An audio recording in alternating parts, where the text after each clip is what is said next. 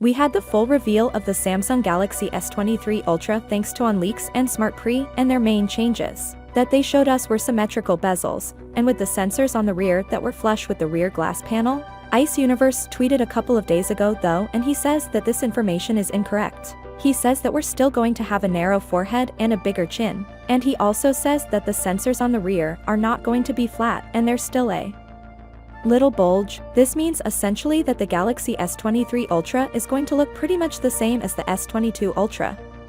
A previous leak suggested that S23 Ultra will have a 5000 mAh battery. The battery looks identical to the one that Samsung includes in the S22 Ultra. Another leak that came out last week revealed that the S23 Ultra would support 25-watt fast charging. That's lower than the 45-watt charging that the Galaxy S22 Ultra supports. However, Samsung generally uses a 25-watt charger in the certification process, even if this phone support a maximum of 45-watt, as we saw the S22 Ultra Samsung's 45-watt fast charging offers marginal improvements over 25-watt charging, and we really hope Samsung offers quicker charging times with the Galaxy S23 Ultra's 45-watt fast charging protocol. The Galaxy S23 Ultra seems like it'll be building on this in a few ways, most notably with a main camera somehow stuffed with a rumored 200 megapixel and the traditional yearly chipset update for more performance and power efficiency.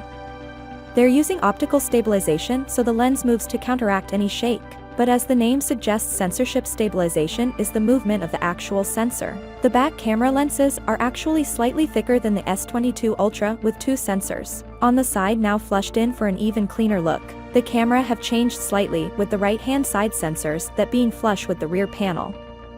The S23 Ultra is taller by 0.1 mm, wider by 0.2 probably because of that change in the roundness, and also thinner interesting enough by 0.1. The Galaxy S23 is wider by 0.2 mm.